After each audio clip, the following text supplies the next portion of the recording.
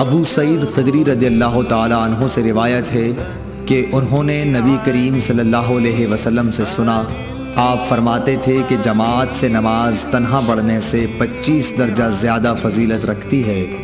सही बुखारी हदीस नंबर 646।